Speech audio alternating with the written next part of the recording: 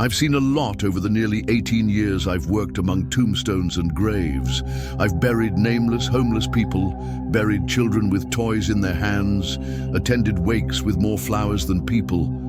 I've heard wails emerging from nowhere, seen shadows creeping between the graves even when there was no wind, and felt that strange weight on my chest, as if something invisible was watching me as I dug. But nothing, absolutely nothing, prepared me for the dawn when it returned. It was around 3 in the morning, and the cemetery was completely silent. The night was heavy, the air still, and the sky was covered in a thick layer of clouds that seemed to refuse to budge. I was in the back room, finishing a record check, when I heard 3 sharp knocks coming from the main gate. It wasn't wind, it wasn't an animal, it wasn't an illusion. They were rhythmic knocks, as if someone outside was demanding to be heard. I got up slowly, my heart pounding, and went to check the cameras. But the screen showed only static. All the images were gone, as if someone had turned off only the surveillance cameras. The rest of the system continued to function normally. The radio still hissed softly on the shelf, and even the fan continued to spin slowly overhead. And then 3 more knocks, this time louder. At that moment, a cold shiver ran down my spine as if a warning had been sent through me, because I'd heard that sound before. Only last time, it came from inside a coffin. And what happened before that? That afternoon we buried the wrong man. Still haunts me every time I pass that gate. If this story has already left you uneasy, subscribe to the channel and leave a like. What comes next is even more disturbing. My name is Russell T. Mays. For nearly 2 decades, I worked as a gravedigger in 3 different cemeteries in Georgia. I wasn't one to complain about the hard work. I didn't talk much, and I respected every inch of earth I dug. I never believed in ghosts, demons, or anything like that. For me, what really frightened me was the evil of the living, not the dead. But over time, I've come to realize that some graves carry more than just bodies. They carry stories no one has the courage to tell. And one of those stories still haunts me every night. It's not in the official records, it hasn't been reported, and to this day, it continues to be hushed up by those who still work there. But I can't keep it to myself any longer. At the time, I worked at Woodpine Memorial Cemetery on the Jasper County border. It was a simple but old place, founded in the 1920s, surrounded by damp forests and dimly lit trails. Most burials were low-key, small families, modest caskets, nothing to draw attention to. Our night shift was quiet, almost always empty. Some nights I'd sit alone until dawn, hearing nothing but the crickets and the rustling of branches in the wind. But everything began to change the day we buried the body that shouldn't have been buried. It was a muggy spring day with a gray sky and a sense of storm in the air. The funeral home arrived late, bringing the body back just as the gates were closing. No one accompanied the coffin, no relatives, no friends. Just 2 hurried employees, speaking softly, as if they wanted to get it over with. I thought it was strange, but it wasn't my place to question it. But that day, there was something different in the other gravediggers' eyes. It was as if everyone had sensed something wasn't right. But no, one had the courage to say anything out loud. It was at this burial that we buried the man in the blue suit, the same man who, a few hours later, would be standing in front of the cemetery gate. But before that, there was a subtle, almost unnoticed detail that I now regret not taking seriously. A clear sign that we were making a mistake and that someone was still conscious. That afternoon was hot, humid, and the air felt heavier than usual. The kind of weather that sticks to your skin and makes everything seem slower, more stuffy, harder to breathe. The funeral home workers arrived at the very last minute, just before 5. One of them carried a clipboard with poorly filled paperwork. The other seemed nervous, constantly glancing at his watch, as if he wished he were anywhere else. The coffin they carried was dark, made of polished wood, simple but well preserved. And what caught my attention right away was the fact that it was already completely sealed in a hurry, as if someone had wanted to get rid of it quickly. The absence of family was even stranger. No wreaths, no attendants, no tears. Just the muffled sound of footsteps on dry earth as we pushed the casket to grave number 38, a reserved grave closer to the cemetery's wooded area. One of the funeral home attendants let slip that the body had been found undocumented in an alley on the outskirts of Macon. According to him, he was homeless, with no medical records, no known history. But that wasn't what it seemed. The man was well-dressed, wearing a starched blue suit, expensive shoes, and his hair slicked back with precision. He wasn't the typical homeless person, and yet no one seemed to care. As we adjusted the coffin over the grave, I noticed a detail that immediately bothered me. The deceased's hands were tightly clenched, as if he'd been buried under tension. It was unusual.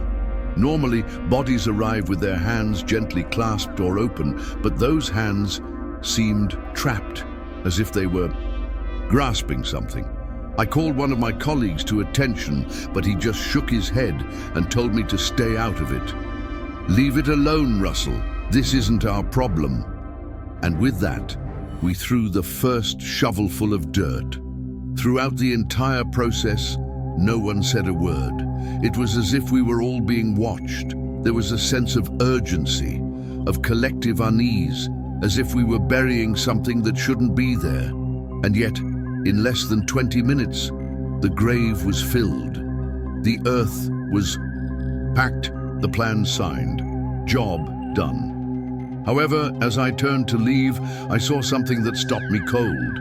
There was a clear mark on the side of the coffin, as if something had pressed against it before it was sealed. And in that instant, I knew this wasn't just a burial. It was the beginning of something that shouldn't have begun. And the scariest part was yet to come, because that very night, one of the workers who helped me bury the man disappeared for a few hours and came back saying something I never forgot.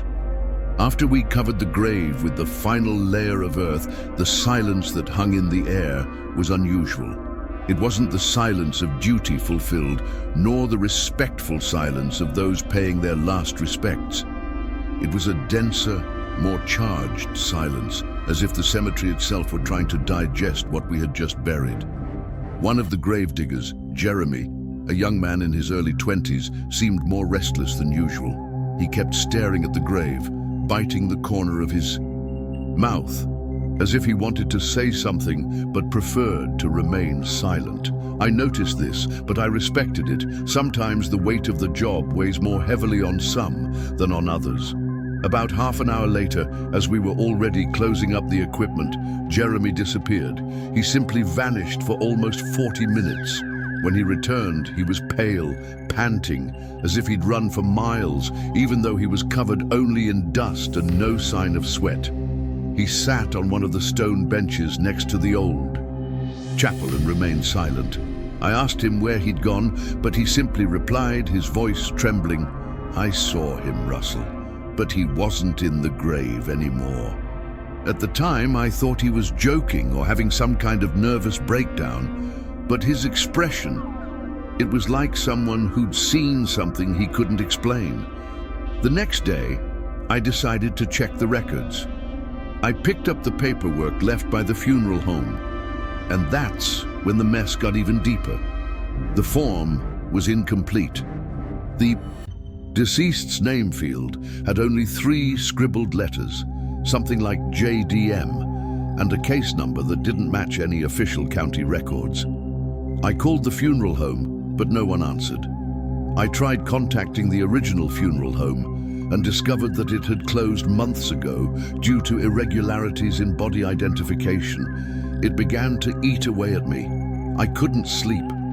For 3 nights in a row, I dreamed about that blue suit.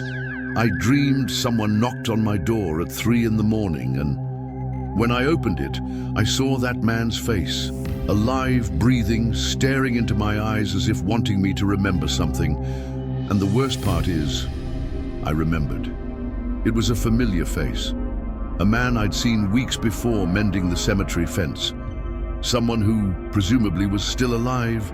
But what really knocked me off my feet was what happened the next morning, when the cameras turned off by themselves, and the main gate once again echoed the sound of 3 knocks that only someone buried that day could reproduce. That night, the silence seemed to carry a different weight. I often say there are 2 kinds of silence in a cemetery, the one of peace and the one of warning. And what hung over Woodpine Memorial was the latter. I arrived for the night shift around 10, as usual. The moon was overcast and clouds danced slowly over the treetops. The main gate was already locked, the sensors activated, and everything pointed to another monotonous night of monitoring and piling up paperwork. But something about the atmosphere wouldn't let my body relax. It was as if every corridor between the tombstones was watching my steps. The floodlights cast shadows that were too long, and the wind sounded muffled, as if the trees were whispering to each other. At midnight, as I was making my rounds near the old section, I noticed that the cemetery dogs, who usually followed me instinctively, refused to leave their kennels. One of them trembled, staring fixedly at the main gate, growling softly as if watching someone I couldn't see. Around 2:30, the outside lights began to flicker one by one. I thought they were short-circuiting, but nothing else was out. Just the streetlights on the side, right where grave number 38 was, the same one we'd filled the day before. I approached slowly, and even though I didn't want to admit it, my heart was already beating a different rhythm. I glanced at my watch, 2:59. 3 minutes later, I would hear that sound for the first time. A dry, direct, and cruel sound. 3 loud knocks on the cemetery's iron gate. There was no scream, no voice, just the impact, as if someone outside demanded to be heard or was unable to wait any longer.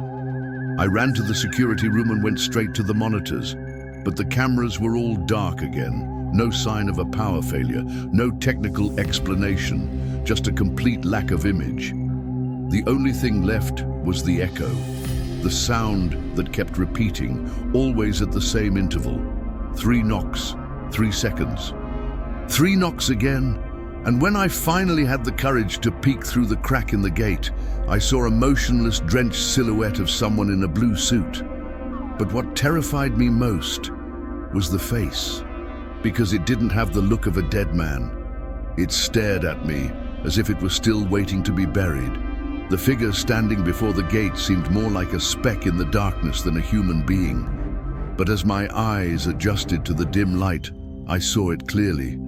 It was him, the man in the coffin, the same blue suit, the same black shoes, still with traces of mud on the soles, and the same serene, cold expression I'd seen just hours before. Only now, his eyes were open, and they were fixed on mine. My first instinct was to retreat, but something inside me froze. I stood there just watching, unable to decide whether to open the gate, call for help, or wake up from a bizarre dream. The man didn't speak. He didn't gesture. He just stood there, as if waiting for something from me. As if he knew I was the only one inside who could see him. I tried the external intercom. Nothing. I tried activating the floodlight at the entrance. Also, nothing. And as I desperately searched for some way to document what I was seeing, he stepped forward and knocked on the gate 3 times with his palm flat, as if tired of waiting. The sound reverberated inside me as if each knock had shaken my spine. Then, with slow movements, he moved even closer to the fence. The distance between us was now just over a meter. It was impossible to deny it. I had buried him with my own hands, and now he was there, standing, alive, or something very close to it. I tried to speak, but my voice faltered. It was as if my throat had been sealed, And in that instant, he simply pointed his finger, not at me, but toward the interior of the cemetery, toward the trail that led back to the old section, where grave 38 had been dug the previous afternoon. I didn't understand the gesture, but when I looked in the direction he was pointing, I felt a deep chill. The sideline light, which had been blinking until then, went out completely. And at the same moment, a dull crash came from the back of the field, as if something heavy had been dropped, as if a lid had been forced open from within. I ran to the registration entrance to get my flashlight. When I returned to the gate, it had disappeared. There was no one there anymore, no footsteps, no traces, no marks on the damp earth outside. But the gate, solid, iron, was now ajar, as if someone had passed through it without breaking it down. I felt my stomach churn, a nausea that didn't come from hunger nor from ordinary fear. It was something deeper, a primal instinct that I had seen something I never should have. And that, in seeing it, I had broken some unwritten rule of this place. I thought about calling the supervisor, about reporting everything. But how could I explain? How could I put into words that a body buried hours earlier had appeared? Standing silent at the gate and then vanished without a trace. But what came next was even worse, because even without knowing why, I followed the direction he pointed. I took the dark trail back to the old section, my flashlight trembling in my hands. And when I got near grave number 38, I noticed the earth was softer than it should have been, as if someone or something had stirred it from the inside. And then I noticed the detail that would keep me awake for the next few months. At the edge of the earth, wedged between two rocks, was one of the artificial flowers we had placed on the headstone, but it was bent, torn, and soaked with what looked like dried blood. And it was in that exact moment, with sweat streaming down my face and my heart pounding like a drum, that I made the decision that would change everything, to dig the grave again. But what I found inside was unlike anything I'd ever witnessed in my entire life. Returning to the grave that night was undoubtedly the most irrational decision I'd ever made, but at the same time, it felt as if something inside me needed confirmation, a silent scream demanding proof that I wasn't going crazy. I reached grave number 38, the flashlight trembling in my hand, the light flickering between the brown of the disturbed earth and the gray of the nearby headstones. The smell was different. The air was a mix of wet earth and something denser, slightly sweet, like old meat exposed to the elements. It didn't make sense, because the burial had taken place only hours before. I grabbed the shovel we'd left leaning against the tool shed and began digging. With each layer of dirt removed, the sound around me seemed to fade. Not a single cricket chirped, not a single twig moved. It was as if the entire cemetery held its breath. When I reached the coffin, I felt the first shock. The lid was slightly dislodged, and even before I opened it, there was already dirt inside, as if something had come out of it, not the other way around. With effort, I managed to open the lid, and what I saw inside wasn't just disturbing, it was impossible to process immediately. The coffin was completely empty. There was no body. There was no trace of the man we'd buried. Only a pressure mark on the sides, as if something had struggled inside. And at the bottom, among the torn lining, a word written with what appeared to be fingernails or some sharp object. The wood was deeply etched, almost like an open wound. The word was clear. Written in angular, irregular letters. They made a mistake. I stood there for long seconds, feeling the weight of it crush my chest. My mind tried to find a rational explanation. Body swap, a mistake in the documentation, some kind of macabre prank. But nothing made sense. A coffin doesn't open on its own. Bodies don't disappear.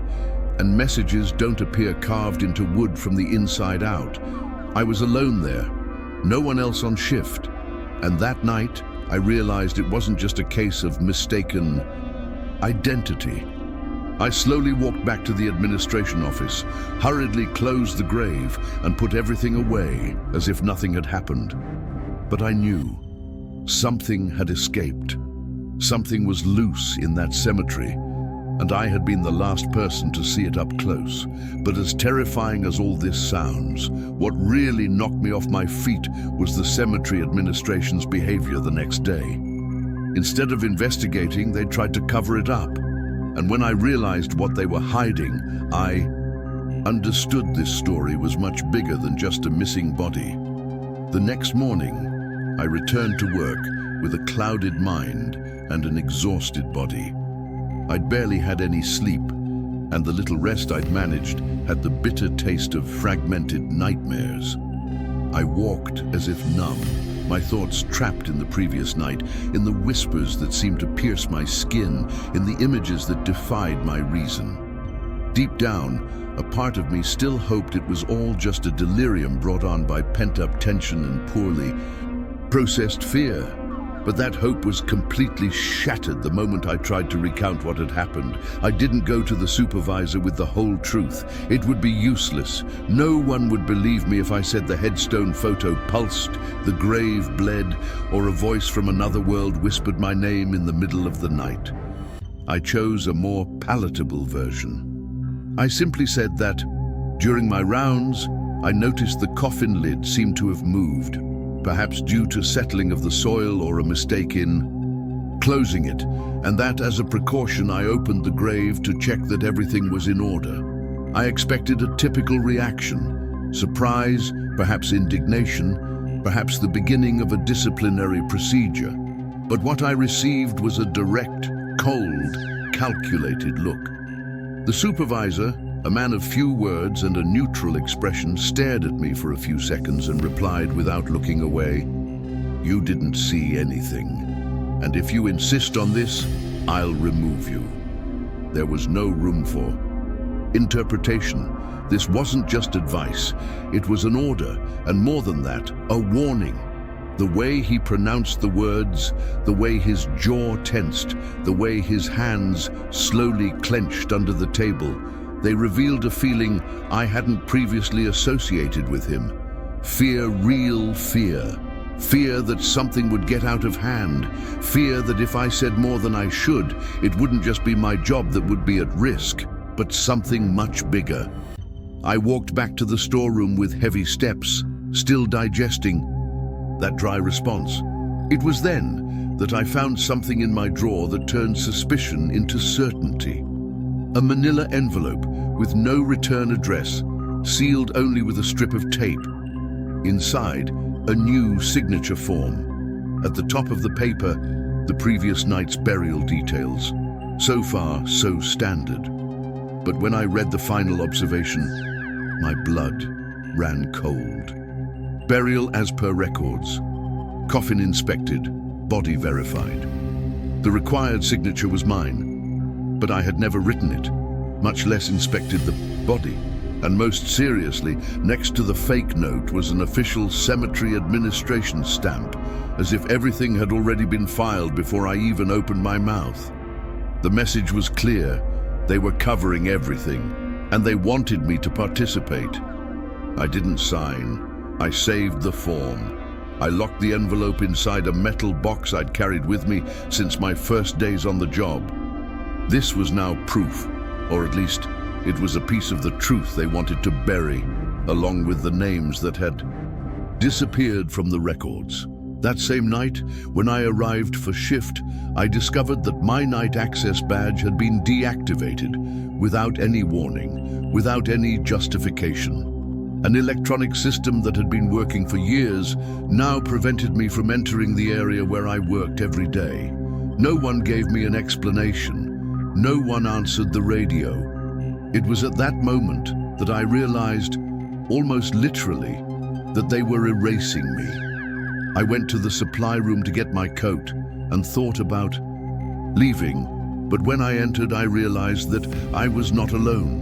Leaning against one of the cabinets in the dark, with his back arched and his eyes sunken, he was Jeremy, the employee who had disappeared days before. On the same afternoon, we buried the wrong man. He didn't look the same. His gaze was lost, his face was aged, his hair was disheveled. as if he'd been trapped in a place where time moved faster. He didn't answer me when I called out to him. He just kept repeating, his voice almost muffled. "He's walking around in there, but it's not him anymore." I tried to get closer, to understand, to help him somehow. But he just handed me a crumpled piece of paper, a handwritten note in red ink. The handwriting was shaky, unstable, difficult to decipher, but what I managed to read gave me goosebumps. There are others. That was just the first. I returned home that night with my head pounding. My thoughts tangled together, forming a jumble of assumptions and disconnected images. I could no longer separate what was real from what was distorted memory. I spent hours combing through old City Hall archives, newspaper articles from decades past, any clue that might indicate this wasn't an isolated incident. I found strange occurrences, dated from different years, unaccompanied burials recorded as routine, bodies sent for burial without clear identification, documents for transporting the deceased with differing dates. Everything was carefully written, but with obvious signs of camouflage, small details that escaped the attention of those who didn't want to see them. But the most disturbing came from a lawsuit filed in 1998. A former cemetery employee, identified only as CH, alleged in his complaint that bodies were being exchanged during the night on orders from above. He spoke of a series of secret burials, lists that never appeared in official records, and names crossed out in physical books with black ink. The complaint was not taken seriously. Days later, CH was compulsorily admitted to a psychiatric clinic. He never appeared anywhere again. The pieces were starting to fall into place. I was surrounded by an entire concealment system, the security breaches, the voices in the early morning, the bodies that seemed to return. It was all part of something much bigger and perhaps much older. The feeling of persecution was no longer just paranoia. I really was being watched. But what I still didn't understand was by whom, and even worse, why. That night, even though I was locked inside my house with the windows closed, the lights off, and my cell phone turned off, I woke up at exactly 3 in the morning. 3 sharp knocks echoed through the living room door. Not at the gate, not at the cemetery gate, at home. The voice that came next didn't shout, didn't threaten. It simply said with an unbearable calm, "You lied." And in that instant, I understood that the mistake they were trying to cover up, it wasn't just theirs. Somehow, my name was part of it too. And what was buried wasn't just a body. It was a story I'd forgotten myself. And now, it had come back to remind me. The second night began differently. The air wasn't just heavy, it was hostile. It had the weight of a living thing, as if breathing against me, pushing down on my chest with a force that didn't come from the physical world. It was the kind of atmosphere that makes it clear you're not welcome, that there's something there, invisible to the eye, but so present it feels like. It's touching your skin, a warning, a silent whisper that it was best to go back. But I didn't come back. Even with my badge deactivated, even without any authorization, I managed to enter the cemetery through the south side, where a rusty gate still accepted an old key I'd kept for a long time. A gesture of security, perhaps, or just pure distrust. I didn't trust that place, and even less so the people who said everything was normal. I told no one, no supervisor, no colleague. It was a journey I had to face alone, a personal obsession, a calling that only made sense to those who had witnessed what I had that first night. I took with me only the essentials, a focused flashlight, my old notebook, and a desperate determination to uncover the truth. I needed to understand if the previous night's apparition was real or if I was already spiraling into a silent collapse, corroded by stress and images constructed by my own mind. I hid behind the old mausoleum in the most forgotten part of the cemetery. It was a blind spot, free from security cameras. I knew this because I was the one who suggested the installation, almost 3 in the morning. The silence was so absolute that the sound of my breathing seemed too loud. It was then that I felt that shiver again, the same sensation as the night before, as if time was slowing down, as if the air were getting denser, as if something were pulling me into a place that was no longer mine. The knocking began, not at the gate, not at the chapel, but right behind me. 3 subtle, slow, almost respectful knocks directly at the marble headstone I was leaning against. I felt my spine freeze. I turned slowly, my heart hammering in my throat, and there he was, standing, silent, among the trees, his eyes fixed on mine. But unlike the first time, there was something strange about that figure. It wasn't just a figure, it wasn't just a presence. He was conscious. I didn't move. My entire body seemed torn between running. Without looking back or standing there and staring at whatever was in front of me, but it was he who approached. His footsteps made no sound. Not a single leaf stirred beneath his feet. He floated with a disconcerting serenity. When he stopped a few meters away, he finally spoke. The voice wasn't loud. It was low, drawn out, as if each syllable required effort, like an echo from far away, passing through a funnel of pain. But what he said was clear, clear enough to pierce any doubts I still harbored. You buried the wrong name. It was as if the ground had dropped out from under my feet. I was paralyzed. My blood ran slowly through my veins, and he continued. My name wasn't the one on the file, and the body of that name is still out there.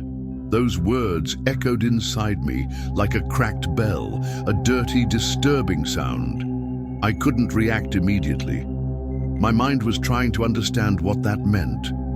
Then he reached out and dropped something on the floor, a mechanical gesture, as if it were more symbolic than useful. When he disappeared, without turning, without moving, as if he'd evaporated, I approached the object, knees trembling. It was a hospital identification tag, one of those plastic ones that attached to the wrists of hospitalized patients, and the name written on it left no room for doubt. Henry Lambert. That name, I already knew it. I rushed to the archive before sunrise. I entered without turning on the main lights, as if the brightness itself might disturb whatever still lurked there. I rummaged through the files from the past few months with sweaty hands and ragged breathing, and there it was. Henry Lambert, a patient at the Forsyth Psychiatric Hospital, reported missing after a violent outburst. No word on a rescue, no body found, no public statement. But now I had his tag, and I was sure the body buried in grave 38 wasn't who they said it was. Or maybe it was, but with the wrong name, with the wrong story, with a mistaken identity. It was at that moment that I understood it hadn't been an isolated mistake. The feeling grew within me, with the strength of something finally breaking free. There had been more than one mistake, more than one body, and perhaps more than one restless soul, trying to return to correct what the living chose to bury in haste. But what really chilled me was discovering that others had suspected this before me. Long-time employees, people who, without telling anyone, also decided to investigate, and who, like me, ended up hearing more than they should have. One of them disappeared, literally. He left to inspect the tombs in Sector 6 and never returned. The perimeter cameras failed that morning, the radio stopped working, and to this day, no one can explain what happened. The other went mad. They opened the wrong tomb by mistake, and what they found inside was enough to break anyone's sanity. He was hospitalized days later, screaming that something was wrong. Viv inside the coffin, something that moved, that watched him, that whispered words in a language he didn't know. The official report was dismissed. They declared he was suffering from extreme exhaustion, but anyone who saw the man before knows he was sane, and anyone who saw him after says he was never the same again. Today, looking back on all this, I understand that these presences aren't just in the wrong places. They carry wrong names, interrupted stories, memories that don't match the records. They don't return for revenge. They return for justice, for rectification, for one last chance to be who they truly were. But if you think that was the end, wait until the next night, because that's when someone knocked on my door. Even though they knew I no longer lived near the cemetery, and the voice that called out to me was the same one I heard that morning among the graves. From that second night on, the cemetery ceased to be merely a resting place. It became something alive, not in the biological sense, but in the symbolic, spiritual, dense sense. It was as if an ancient consciousness, once dormant beneath layers of time and earth, had finally awakened, and now, awake, it wandered among the graves not as a casual haunting, but with purpose, with rhythm, with direction, as if searching for something or someone. The knocks, which were once rare and disconnected, became part of the routine. 3 in the morning, always 3 in the morning. At exactly the same minute, the exact same sound.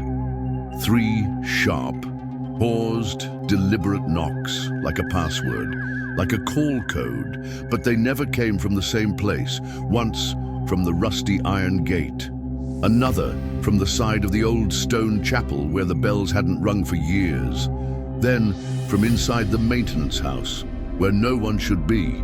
There was even a late night when the sound came from behind the ossuary, where not even the security cameras could reach. It was as if it knew exactly where we weren't, and decided to knock there. The measures began to intensify. Management replaced security guards, installed new floodlights, installed motion sensors. Some areas were now sealed with reinforced padlocks. Protocols changed, shifts were reorganized, and even the most skeptical began to admit something was wrong. But none of this helped. The raids continued, so did the reports. At first, the stories circulated quietly, whispered in the cafeteria or during shift changes. But as the days passed, they became impossible to ignore. Some accounts were vague, diffuse, and the details were imprecise. Others, on the other hand, were described with eerie clarity. Security guards said they saw motionless figures near the back fence, staring for minutes at a time. One of them said the figure appeared to be a child, dressed in old-fashioned 1940s clothing. When he tried to get closer, the figure simply vanished, like a candle in the wind. Voices also began to be heard. Voices that didn't shout, that didn't scream, but that whispered. Names, and always the names of people who, according to the records, were already dead. On one specific occasion, the gravedigger Juan reported that, as he crossed the corridor of tombs between sectors A and B, he heard a voice calling out for Eloisa, the name of his deceased grandmother. The sound came from inside a sealed crypt. The detail? His grandmother was never buried there. She died and was cremated in another state. Thompson's case was the one that struck us the most. He was one of the oldest guards, a former police officer known for his skepticism and firmness. On one of his patrols, he passed the chapel and noticed a light on inside. Thinking it was someone from the forgotten team, or even an intruder, he approached. Through the side window, he saw a figure sitting on one of the benches. It was thin, pale, with its hands resting in its lap. The figure slowly raised its face, and upon fixing its gaze on him, said, "I'm still waiting for my name." Thompson recounted this, his voice trembling and tearful, before resigning that same morning. No one tried to stop him. 3 days later, a truck driver found him, wandering alone in a vacant lot on the outskirts of town. He couldn't say who he was or how he got there. He kept repeating the same phrase, "Don't say her name." We started calling it The Visits, an almost banal name for what, in fact, was becoming increasingly intelligent. The visits didn't happen by chance. They seemed to observe the environment, study the behavior of those who worked there. They knew when someone new arrived. They knew when someone tried to defy the routine, like lighting a candle or carrying a rosary in their pocket. There was a cruel pattern. Every time someone tried to pray, the lights would suddenly go out, as if it were bothering them. Every time someone tried, film cameras would freeze or display only static. Cell phones would suddenly die. Flashlights would stop working even with new batteries. Electricity seemed to be absorbed, drained, as if there were an invisible hunger circulating in the air. And always at 3 in the morning, as if that were the appointed time, the official time of communication. Not with words, but with events, with interference, with appearances. It was at this point that I understood something that deep down had been forming in me since the first events. This wasn't just a burial error. It wasn't just a casket mix-up or a record mix-up. It was deeper, more ancient. We were dealing with a kind of invisible reckoning, a charge that did not come from a particular spirit, but from all those who were forgotten, silenced, or buried, without history, people buried under wrong names, or in graves that were never theirs. Souls erased from the records, but still present there, in the very soil where their identities were violated. It was as if the cemetery itself had been transformed into an altar of unredressed injustice. And the price of this injustice was the constant presence of those who returned. But what scared me most at that moment was no longer the knocking, nor the figures, nor the whispers. It was the idea that someone in a position of authority, someone who dealt with the records, the burials, the protocols.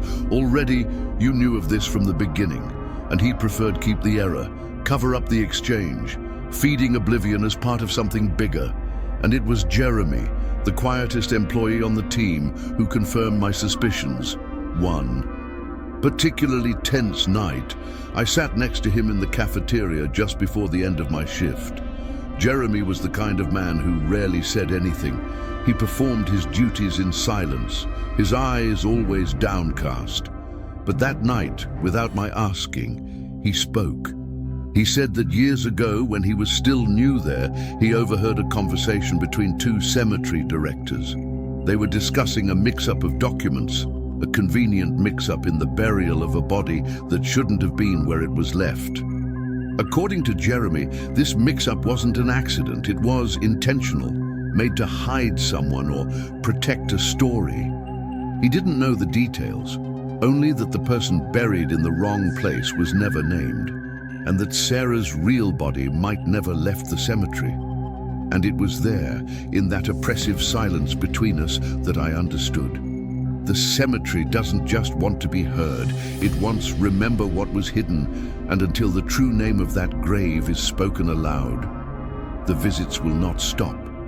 After everything that had happened, after so many nights facing what could never be explained with logic or words, I knew I had crossed a line, a point of no return. My eyes could no longer close peacefully. The simple act of laying my head on the pillow exposed me to images that seemed tattooed on the back of my retina.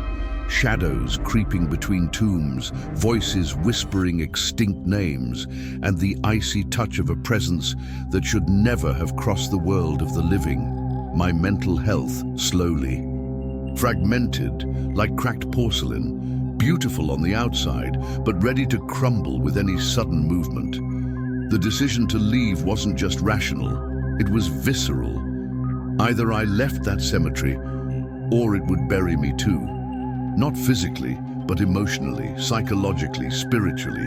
Handing over my badge, signing the termination papers, emptying my locker with trembling hands and teary eyes. It was all a silent ritual of farewell.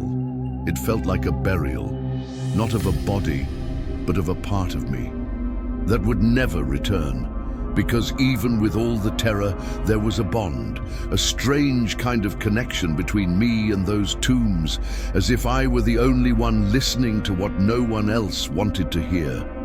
And as I abandoned that post, as I turned my back on that cursed ground, something inside me whispered that I was leaving behind not just a job, but an unfulfilled promise, a cry that, perhaps, only I had heard. Jeremy was the first to break. Soon after a night when he swore he saw the eyes of a corpse following him, even with his eyelids sewn shut, he went crazy. He screamed names, cried, and hurt himself. He was rushed to the hospital. They said it was a psychotic episode, but I knew better. You knew. In our last contact, he stared at me with glassy eyes and said with disconcerting calm, "They don't want revenge. They want to exist." And that sentence hit me like a shovel to the chest. Those noises, those demonstrations, those figures and camera interference, none of it seemed violent for pleasure. It was a lament, an echo of something forcibly erased, a desperate attempt to remain present even after death. The knocks weren't threats, they were calls, and the whispers, they were pleas. It all made sense. When you die unrecognized, when your name is replaced, when your story is buried with lies, what's left? What's left but the desire to be seen again, heard again, remembered at least one last time? That's why I'm writing this story now, because it's not just mine. It belongs to so many other gravediggers, watchmen, morgue nurses, embalmers, and even family members who have visited graves and felt something they couldn't name. Something cold, something watching, something that lingers. But out of fear, they preferred silence. The same silence that blankets cemeteries at nightfall. The same silence that was used as an excuse to ignore the impossible. Except I can no longer pretend. Because after everything I've been through, I've learned that some dead still have a voice. And when we refuse to listen, it's like digging a grave with our hands over our ears, not knowing that perhaps it's ourselves who will fall into it. This story was never just about a man who returned. It was, and still is, about a collective failure. About the error of burying someone without seeking their truth, about institutional neglect, about papers signed in haste, coffins carelessly sealed, names scrawled without soul, about a system that turns lives into numbers, bodies into statistics, and the dead into forgotten.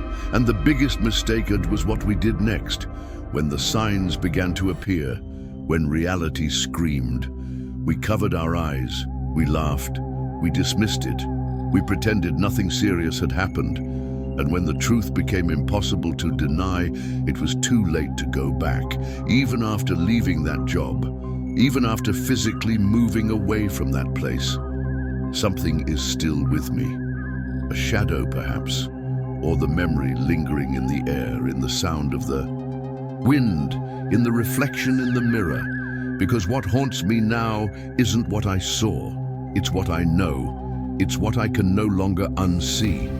A week after my dismissal, when I was already trying to rebuild some kind of routine away from that world, I received something that shattered any illusions I had that the story was over.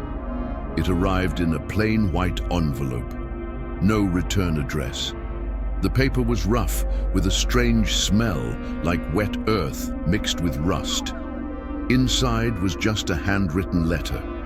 The writing was neat and firm, as if it were from someone who still respected the art of writing. The message, however, was disturbing. It didn't say much.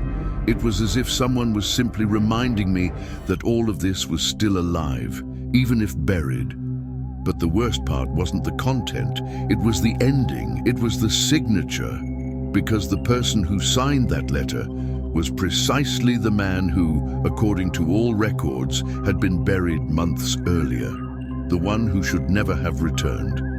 The one who appeared in the videos. The one who walked among the graves as if eternal rest no longer belonged to him. The name was there, written firmly, exactly as it appeared on the tombstone, but with a date below, a future date.